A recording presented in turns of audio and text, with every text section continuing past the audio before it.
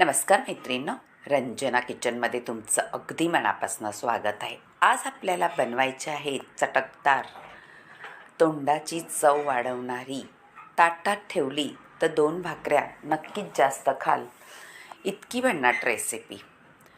आपल्याला बनवायची आहे मिरचीपासून पदार्थ. काय बनवायचं आहे व्हिडिओ संपूर्ण पहा म्हणजे कळेल. त्यासाठी आपल्याला मिरच्या घ्यायच्या आहेत स्वच्छ धुवून, कारण कोणताही पदार्थ आपण म्हणजे भाजी किंवा मिरची टमॅटो हे सगळं आपल्याला छान स्वच्छ धुवूनच घ्यायचं असतं. आता धुवून घेतल्यावर त्याचं काय करायचं आहे पहा.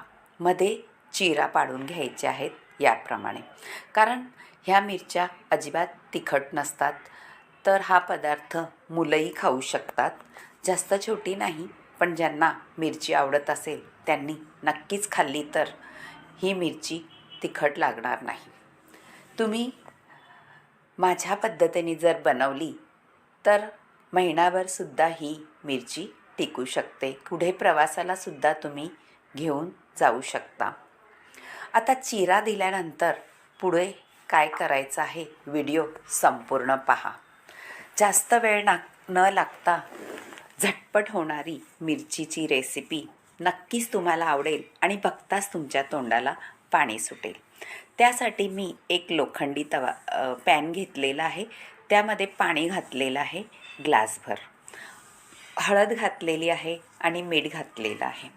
उकळीमध्ये आपल्याला मिरच्या घालून घ्यायच्या आहेत. मिरच्या उकळीमध्ये घातल्या तर त्यामध्ये मीठ आणि हळदीचं पाणी नक्कीच जातं, म्हणजे मिरची आपली छान टवटवीत आणि कलरही बदलत नाही. तुम्ही कधी पाहिले का न कलर बदलणारी मिरची? नक्की करून पहा. आता त्याच पॅनमध्ये आपल्याला जिरं, धणे आणि बडीशेप हे सगळं व्यवस्थित भाजून घ्यायचं आहे. प्रत्येक एक चमचा आहे. फक्त आपल्याला धणे थोडेसे जास्त घ्यायचे आहेत. तेल अजिबात टाकायचं नाही, फक्त भाजून घ्यायचे आहेत धणे, बडीशेप आणि जिरं. व्यवस्थित भाजले का त्याचा सुगंध अगदी छानच येतो. हे पहा, आता पॅनही आपलं गरम झाल्यामुळे पटकन भाजलं जातं, त्याला काही वेळही लागत नाही. मिरची म्हटलं का सगळ्यांनाच आवडते, कारण ताटामध्ये साईडला मिरची असली तर ताटही सुंदर दिसतं आणि खायलाही भारी लागतं. आता ह्याच्यामध्ये गावरान आपलं मोहरी घातलेली आहे. छोटी छोटी आहे ती, मोठी नाही. जी गावरान असते ती मोहरी अगदी बारीक असते, राईच्या दाण्यासारखी, म्हणजे नाचणीच्या दाण्यासारखी. आता आपल्याला सगळं व्यवस्थित भाजल्यानंतर बारीक पावडर करून घ्यायची आहे आणि आपली मिरचीसुद्धा शिजलेली आहे. पहा, मिरची शिजले तरीसुद्धा कलर अजिबात डाऊन झालेला नाही, म्हणजे हिरवागारच राहिलेला आहे. ते कसं होतं? हळदीने आणि मिठाने. आता आपण थोडीशी पाहू शिजली का. हे पहा, शिजलेली आहे. त्यामुळे आपण पाणी काढून घ्यायचं आहे आणि बाजूला ठेवून द्यायची आहे. आता पाणी काढल्यानंतर पुढची प्रोसिजर करायची आहे. कढई ठेवायची आहे आणि त्याच्यामध्ये तेल घालायचं आहे. तेल थोडंच घालायचं आहे. आपण पाण्यात शिजवल्यामुळे जास्त तेल लागत नाही. आता तेल गरम झाल्यानंतर आपल्याला त्यामध्ये फक्त जिरं घालून घ्यायचं आहे फोडणीसाठी, आणि खमंग सुगंध सुटण्यासाठी आपल्याला हिंग घालायचं आहे. आणि हिंग थोडा तडतडायला लागला फोडणीमध्ये का आपल्या मिरच्या घालून घ्यायच्या आणि तेलामध्ये छान परतून घ्यायच्या. मैत्रिणींनो, इतकी सुंदर ही रेसिपी होते का तुम्हाला नक्कीच करून ठेवाल आणि कधीही खावंसं वाटलं तर तुम्ही खाऊ शकणार. पहा, तुम्हाला ही रेसिपी जर आवडत असली तर नक्कीच करा आणि रंजना किचनला लाईक करा, शेअर करा, कमेंट करायला विसरू नका आणि सबस्क्राईब करा. आता तेलात आपल्या मिरच्या घोळवल्यानंतर मीठ वरून टाकायचं आहे चवीनुसार. तुमच्या अंदाजाने घाला, जास्त खारटही नको आणि अळणी नको. मिरच्या म्हटल्या का मीठ हे आलंच. आता वरून परत थोडीशी आपल्याला हळद घालायची आहे आणि ही मी घातलेली आहे काश्मीरी मसाला घातलेला आहे. तो अजिबात तिखट नसतो. तो का घातला? आपल्या रेसिपीला छान कलरही येतो, दिसायला सुंदर दिसतं. आता आपण घातलेले आहे आपण जे वाटण केलं म्हणजे भरड, धणे, जिरे, बडीशेप आणि मोहरी. याची थोडी भरड करायची, अगदी बारीक पावडर करायची नाही.